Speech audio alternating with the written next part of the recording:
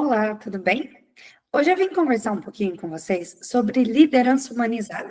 Antes disso, eu vou me apresentar. Meu nome é Flávia Padilha, sou psicóloga e especialista em comportamental cognitiva, segurança psicológica e neurociência da alta performance. Trabalho há 13 anos no mundo corporativo e muitas vezes já trabalhei com diversas equipes muito produtivas e outras que aprenderam a se desenvolver. E o que é uma liderança humanizada? Então, o que é esse fator de liderança humanizada? É uma abordagem que busca conectar as pessoas.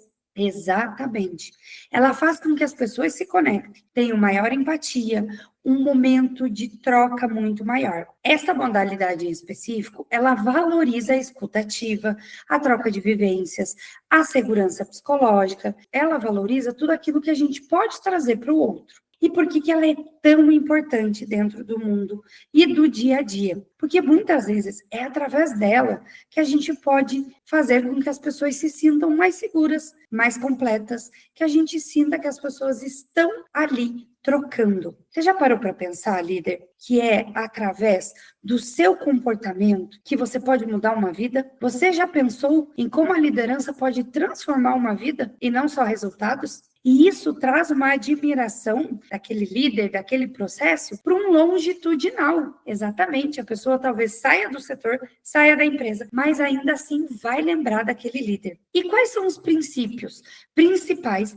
dessa abordagem? Primeiro, a escuta ativa, a gente ter ali um momento com o colaborador, seja em grupo ou individual. Segurança psicológica, o respeito, a segurança, são as bases para que a gente consiga trazer as melhores performances dos nossos colaboradores. Desenvolvimento de pessoas. Então, sim, a liderança humanizada, ela gosta de desenvolver. Mas, Flávia, eu não gosto tanto de desenvolver pessoas. Pois é, mas é importante entender que é através desse desenvolvimento que a gente consegue muitas vezes chegar nos números que a gente tanto deseja. Então, traga a liderança humanizada com o objetivo de ser algo em prol das suas características, do seu setor, do seu desenvolvimento. Ela não precisa ser uma utopia. Ela, na verdade, tem que ser uma realidade pautada em muita escuta e muita compreensão do outro, assim como compreensão de nós mesmos. Então, o que é o primeiro passo? Então, o primeiro momento é a escutativa. Então, é primeiro uma observação sem julgamento. É olhar para o meu colaborador, para a minha equipe, para a minha área e estar conectado dentro dela. Saber a necessidade do outro. Estar ali presente. Por mais que às vezes a gente tente transformar uma ausência em presença, o mundo, os colaboradores, as pessoas, elas acabam percebendo. E isso gera desconexão. Por quê? Um humano só conecta com o outro. Uma equipe só conecta com o seu líder, com o seu gerente, com o seu diretor, a partir do momento que ela sente humanidade naquele que está gerindo as ideias. E é a partir dessa humanidade, dessa conexão, que a gente consegue aumentar os números e as respostas positivas que a gente pode ter. Silêncio ativo. Muitas vezes a gente vai para uma reunião buscando dar direcionais, buscando dar diretrizes, e esquece muitas vezes que o silêncio ativo, ele é a melhor forma da gente conseguir, de repente, informações daquela equipe para trazer uma resolução para o problema. É através do silêncio ativo que a gente consegue ouvir o outro, ter insumo para trazer novas conexões. Faça perguntas abertas, ou seja, tenha interesse sobre aquele, busque nele, mas lembre-se, somos humanos, e aí temos que lembrar também da nossa humanidade, e principalmente da CNV. E o que é a CNV? É a comunicação não violenta. E como que ela funciona no nosso dia a dia? Primeiro passo, observar quais são as nossas conexões, as nossas necessidades, os nossos sentimentos, as nossas crenças limitantes.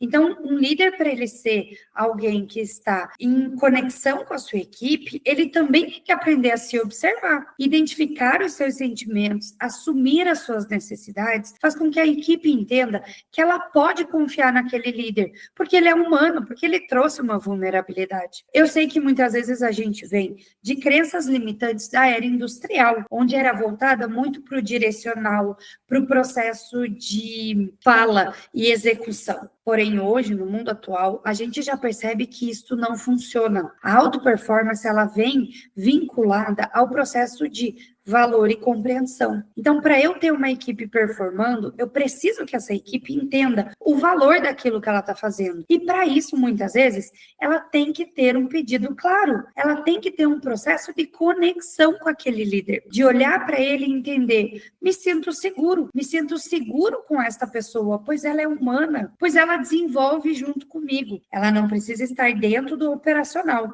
mas ela precisa sim olhar para o processo e entender, bom, vou conectar junto, certo?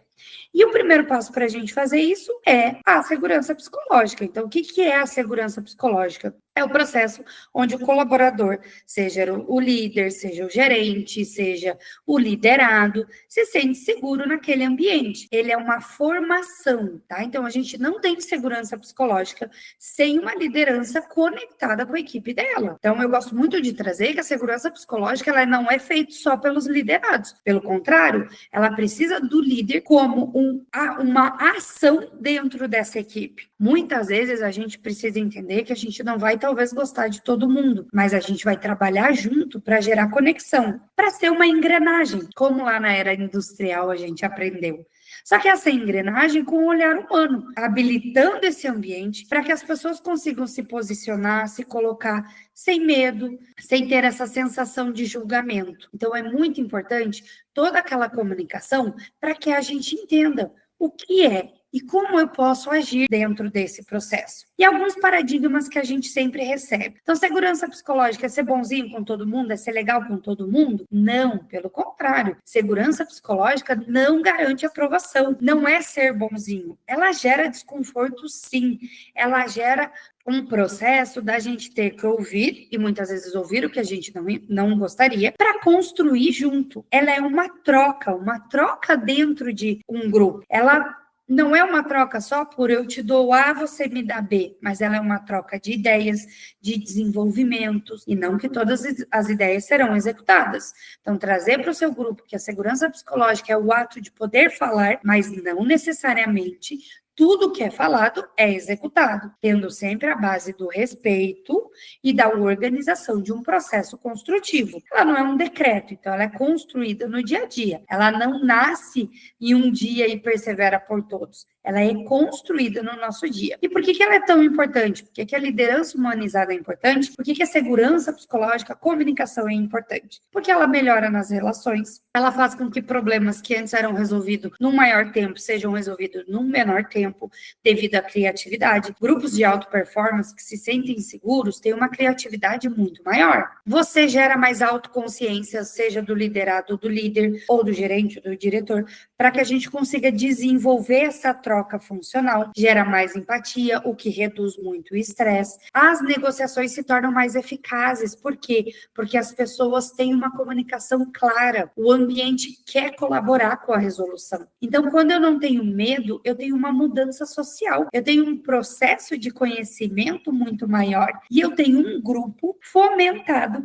para trabalhar em união, para trabalhar em conjunto, para trabalhar em resolução, o que gera uma auto-performance muito maior. Então, a liderança humanizada, ela traz, além de pessoas, grandes resultados. Obrigada.